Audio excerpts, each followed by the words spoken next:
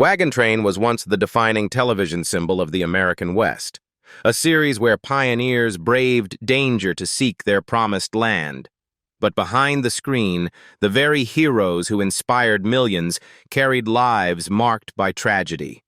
Some of the show's stars died in sudden accidents, others passed away quietly, their fame fading before anyone noticed.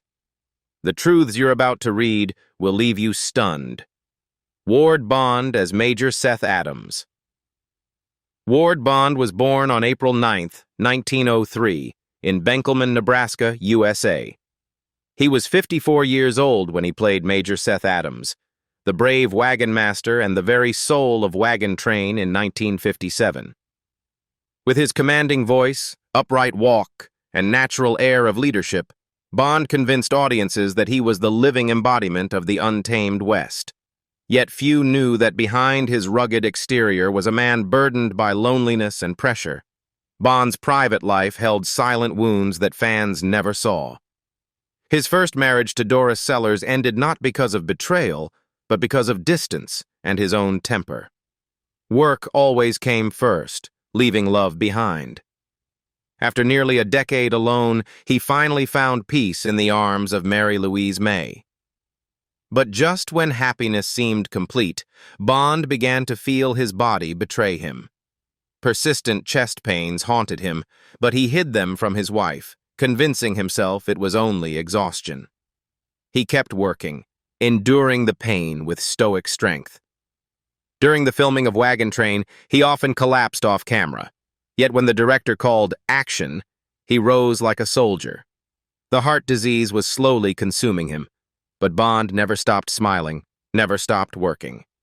Then came the day no one expected. On November 5, 1960, in a Dallas hotel, Ward Bond suffered a massive heart attack and died at 57. The news devastated Hollywood, leaving the Wagon Train cast in tears. His net worth at the time was around $500,000, but the true legacy he left behind wasn't money. It was the image of a Western hero, forever carved into television history. Frank McGrath as Charlie Wooster. Frank McGrath was born on February 2, 1903, in Mound City, Missouri. He joined Wagon Train in 1957 at 54, playing Charlie Wooster, the talkative, loyal cook who brought warmth and humor to the long journey. His character was the heart of the caravan, always ready with a joke or a story. But in real life, McGrath's world was far less cheerful. Behind his bright smile was a man quietly suffering. His marriage to Mabel Johnson lasted more than 30 years, a rare stability in Hollywood. Yet McGrath's heart carried storms of insecurity. He feared being forgotten, trapped forever as the funny cook. He longed to be seen not just as a supporting act, but as a true actor. When the first signs of heart trouble appeared in 1965, McGrath kept it secret, but even the strongest spirit meets its limits. After Wagon Train ended, his heart began to fail. Frail and weary, he still appeared at interviews, refusing to fade away. Mabel could see the truth in his eyes. The night before he died, he held her hand and whispered, "If you wake up tomorrow and I'm gone, remember that I was smiling till the end." On the morning of May 13, 1967, Frank McGrath passed away in Beverly Hills from a heart attack at 64. His funeral was held at Forest Lawn Memorial Park in Glendale. He left behind an estimated net worth of $1 million. Terry Wilson as Bill Hawks. Terry Wilson was born on September 3, 1923, in Huntington Park, California, USA. At the age of 34, he played Bill Hawks, the loyal, brave, and steadfast assistant wagon master who stood by Major Seth Adams through the most dangerous journeys in Wagon Train in 1957. The role not only captured the image of a strong Western man, but also reflected Wilson's real-life character, an honest, devoted friend who never gave up. Behind the lights of the film set, Wilson's life carried quiet burdens. He married Mary Ann Wilson in 1952, the woman who stood by him all his life and gave him 3 children. But when Wagon Train ended, his stable source of income disappeared. Financial pressure weighed heavily on the man who had once been the pillar of his family and a hero on screen. Wilson began taking any work he could find, from background roles to technical advising on film sets. Although Mary Ann was always by his side, his pride and sense of dignity kept him from admitting his exhaustion. Congestive heart failure crept in like a silent avenger. Years of working as a stuntman, hundreds of falls from horses, countless hits and injuries had weakened his body. As the illness progressed, he tried to hide it from his wife and children, not wanting them to see his decline. But in the end, it was his heart that betrayed him. On March 30th, 1999, in Canoga Park, California, Terry Wilson took his final breath at the age of 75 due to congestive heart failure. He passed away in the arms of his loving wife, ending a life defined by devotion and kindness. Wilson left behind a net worth of about $500,000. But his true legacy wasn't measured in money. It was in the more than 200 films, hundreds of daring stunts, and the unforgettable image of Bill Hawks, the loyal companion of the Western frontier. John McIntyre as Christopher Hale. John McIntyre was born on June 27, 1907, in Spokane, Washington, USA. At the age of 53, he took on the role of Christopher Hale, a stern yet compassionate wagon master who replaced Ward Bond after his death in Wagon Train in 1961. McIntyre brought a quiet depth to the character, reflecting his own nature, wise, calm, and carrying hidden sorrow. Behind his steady career was a heart full of pain. McIntyre married actress Jeanette Nolan in 1935, a marriage that lasted 56 years and became one of Hollywood's rare enduring unions. But the death of their son, Tim McIntyre, in 1986 from heart failure caused by alcohol and drug abuse devastated them both. Whenever asked about his family, McIntyre would simply nod and change the subject. Years of constant work on set, combined with heavy smoking, gradually took a toll on his body. When diagnosed with emphysema and lung cancer, McIntyre continued acting, believing it was the only thing keeping his spirit alive. He often suffered severe coughing fits on set, stopping mid-scene to take oxygen, but once the cameras rolled, he immediately returned to command with his usual strength. Jeanette was always by his side, caring for him through every breath, but the illness progressed relentlessly, leaving him weak, exhausted, and in pain for years. On January 30th, 1991, in Pasadena, California, John McIntyre passed away at the age of 83 from emphysema and lung cancer. Jeanette sat by his bed until the very end, holding his hand tightly as if unwilling to let go. He left behind an estimated net worth of around $3 million, a remarkable acting legacy, and a love story that endured for more than half a century, one that weathered every joy and heartbreak together. Robert Horton as Flint McCullough. Robert Horton was born on July 29, 1924, in Los Angeles, California, USA. When he was 33 years old, he played Flint McCullough, a brave and loyal young scout who always rode ahead of the wagon train, facing danger before anyone else in Wagon Train in 1957. With his classic good looks and charming, adventurous presence, Horton quickly became one of the great icons of 1950s Western television. But behind the glow of fame was a life full of turbulence, where love and ambition often collided painfully. Robert Horton's love life was complicated and left deep scars on his heart. His first marriage to actress Barbara Ruick ended after only 3 years, torn apart by the clash of 2 rising stars. His second marriage, to Marilyn Bradley, also faltered under the weight of his demanding career. Horton once said, "I love my work, but work has cost me the people I love." It wasn't until his third marriage to Marilyn Bradley that he finally found peace. She quietly cared for him, accepting all the eccentric habits of an actor obsessed with perfection. After Wagon Train, Horton faced deep mental exhaustion. Leaving the show, right at the height of his fame, was one of the hardest choices he ever made, but he admitted, "I couldn't stand the repetition anymore." He later shifted to singing and Broadway theater, but aging brought inevitable health problems that forced him to withdraw from the spotlight. After a serious fall in 2015, Horton moved into a nursing facility where his health and memory declined rapidly. In the end, the once restless adventurer found tranquility. On March 9, 2016, Robert Horton passed away in Los Angeles at the age of 91, with old age cited as the cause. He left behind an estimated net worth of $3 million and a remarkable artistic legacy, dozens of films, countless honors, and awards including the Golden Boot and the Western Legend Award. Denny Miller as Duke Shannon. Denny Miller was born on April 25, 1934 in Bloomington, Indiana, USA. He was 27 years old when he played Duke Shannon, a strong, youthful cowboy full of optimism in Wagon Train in 1961.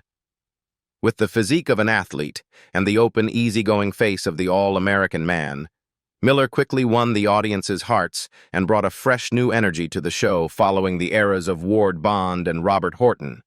But in Hollywood, the spotlight never shines without demanding a price. Behind his bright smile and shining eyes, Denny Miller's personal life carried its own share of sorrow.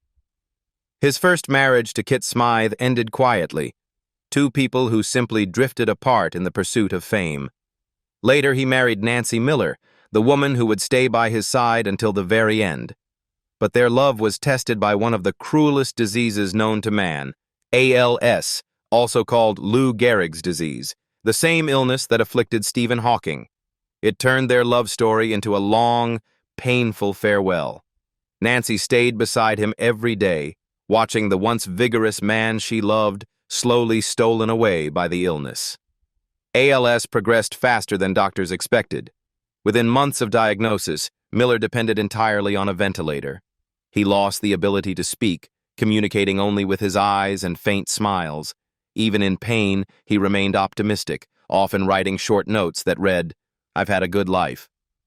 Nancy said it was his way of comforting her, though in truth he feared the day he could no longer hear her voice. On September 9, 2014, in Las Vegas, Denny Miller passed away at the age of 80 after a brief but devastating battle with ALS. He left behind an estimated net worth of $2 million, but far more importantly, he left the lasting image of a kind, courageous man who fought with dignity until his final breath. Bette Davis as Bettina May.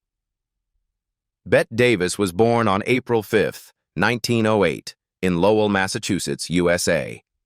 When she appeared in Wagon Train in 1959 at the age of 51, she played Bettina May, a proud, intelligent, and resilient woman, a role that perfectly reflected who Davis was in real life. With her piercing eyes and commanding voice, she intimidated nearly everyone on set. But behind Hollywood's image of the Iron Lady was a private life haunted by loneliness, heartbreak, and endless emotional storms. Bette Davis's marriages were a long chain of tragedies, each one a painful chapter filled with tears and conflict. Her first marriage, to Harmon Nelson, ended bitterly after he grew jealous of her success. She once said, "I married a man, but he married a star." Her second husband, Arthur Farnsworth, died tragically in 1943 from a skull injury after falling down a flight of stairs. The loss shattered her. She suffered a breakdown and required months of psychiatric treatment. In the years that followed, she entered two more disastrous unions: William Grant Sherry, who betrayed her, and Gary Merrill, the man she thought was her destiny. But their marriage collapsed under fights and alcoholism. Illness arrived as if to collect payment for such a turbulent life. After more than 60 years of smoking, Davis suffered a stroke in 1983, followed by breast cancer. She endured multiple surgeries, each leaving her weaker than before. The cancer eventually spread throughout her body, leaving her in constant pain and sleeplessness. Yet Davis continued to work, showing up at award ceremonies with her signature forced smile.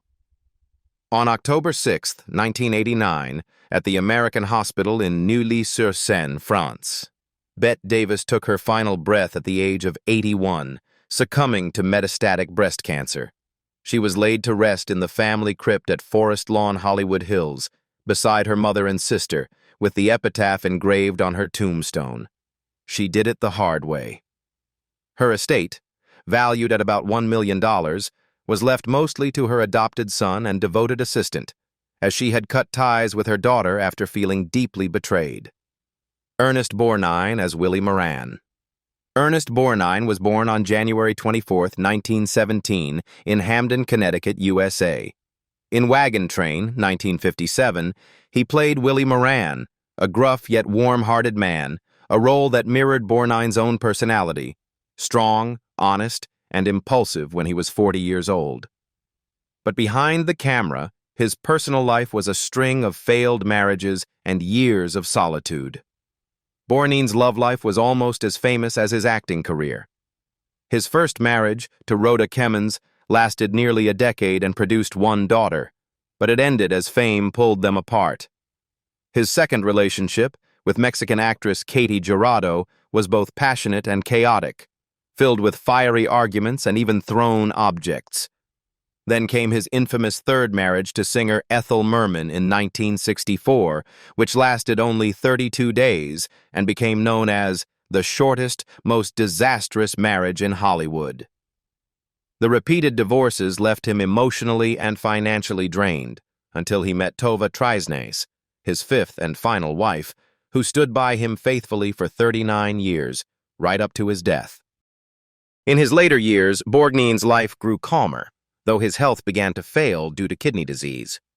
Still, he remained cheerful, often cracking jokes during interviews. When asked about the secret to his longevity at 91, he famously replied, "I masturbate a lot," a line that made audiences roar with laughter but revealed his philosophy: live honestly, laugh often, and regret nothing. Even in his final years, he continued attending public events, smiling warmly for fans. On July 8, 2012, Ernest Borgnine passed away in Los Angeles at the age of 95 from kidney failure. He was cremated and given full military honors in recognition of his service in the U.S. Navy before his Hollywood stardom. His net worth was estimated at around $12 million, most of which he left to his wife and children, the lasting reward of a life lived with grit, humor, and heart. Lon Cheney Jr. as Louis Roque. Lon Cheney Jr. was born on February 10, 1906, in Oklahoma City, Oklahoma, USA. When he appeared in Wagon Train in 1960 at the age of 54, he played Louis Roque, a lonely, rough, and mysterious man. The role perfectly reflected Cheney's real-life personality, quiet, wounded, and burdened by a sadness he could never name. Cheney's marriage was a portrait of darkness and tension. His first marriage to Dorothy Hinckley ended because of his heavy drinking and volatile temper. Dorothy once described her husband as a gentle man when sober and a completely different person when drunk. After their divorce, he married Patsy Beck, the woman who stayed by his side until the end. Yet even she had to endure his angry outbursts, sleepless nights, and deep isolation. Cheney loved his family but was tormented by his feelings of inadequacy compared to his legendary father. He drank to forget, then drank again out of guilt, turning domestic happiness into something as fragile as cigarette smoke. Illness came like a long sentence. Years of alcoholism destroyed his liver, and throat cancer eventually stole his voice.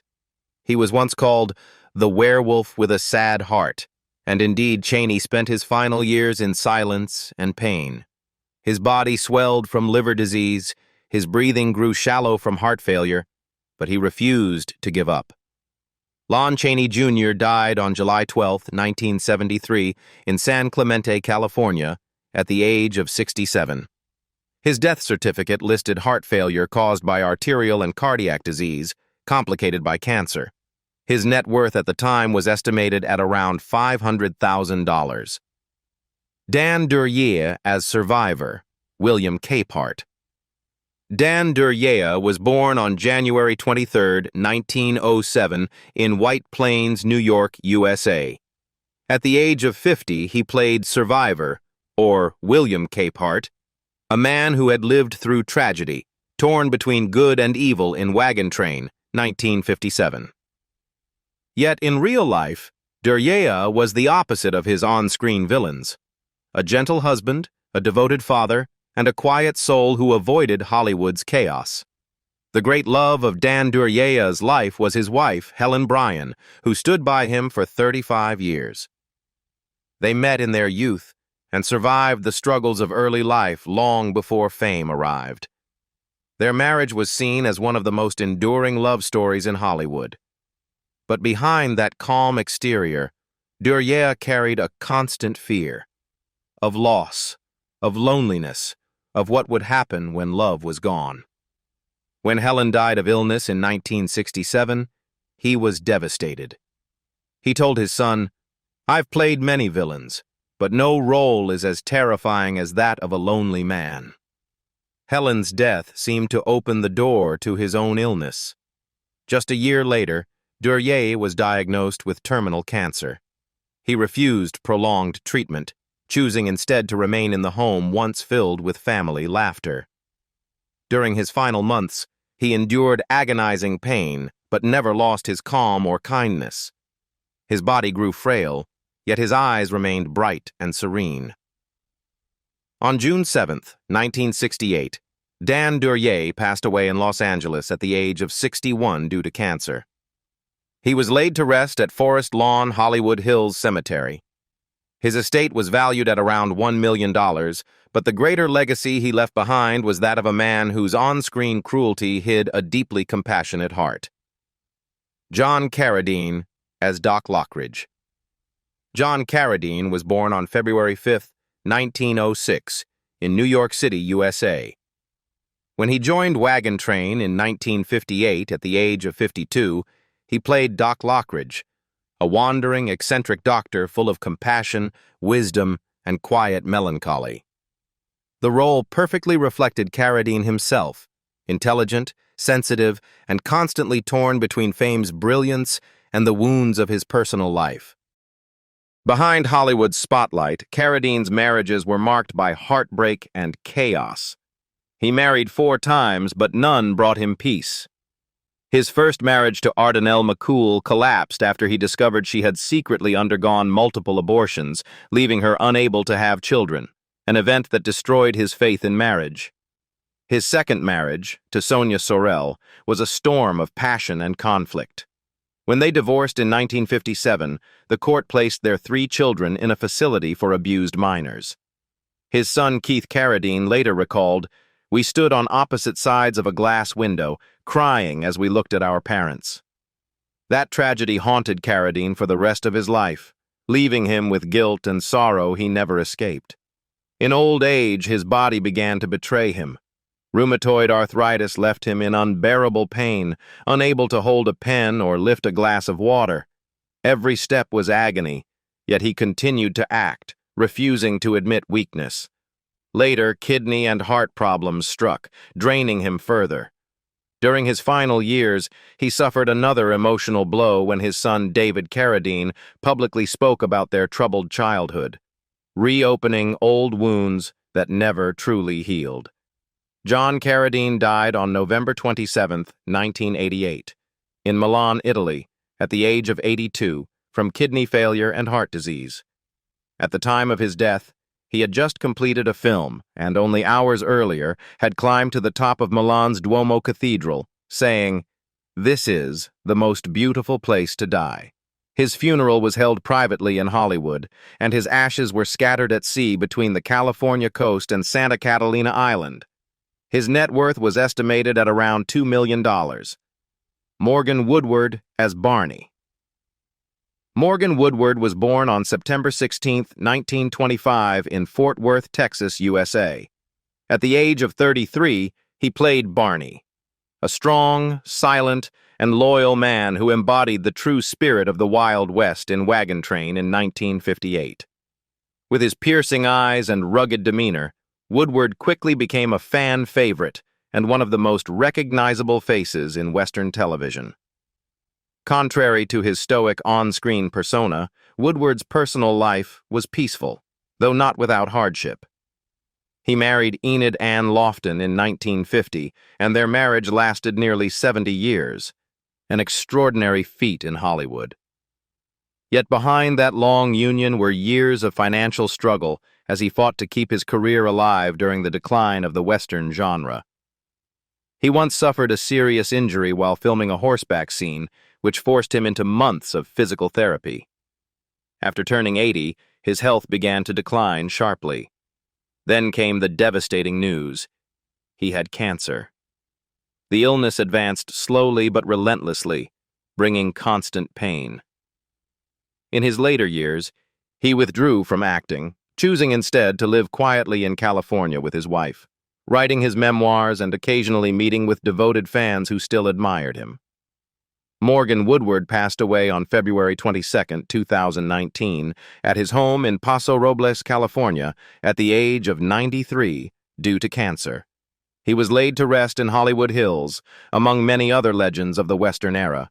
His net worth at the time of his death was estimated at around $5 million. Robert Fuller as Cooper Smith. Robert Fuller was born on July 29, 1933, in Troy, New York, USA. When he was 30 years old, he played Cooper Smith in Wagon Train, 1963, the sharp, independent, and courageous scout who represented a new generation of American cowboys on television. Fuller brought to the role a quiet charm and rugged magnetism that audiences instantly adored. Yet behind the fame and admiration, his life carried moments of quiet heartbreak. He married Patricia Lee Lyon in 1962, and their romance began with tenderness and promise, but ended in silence in 1984.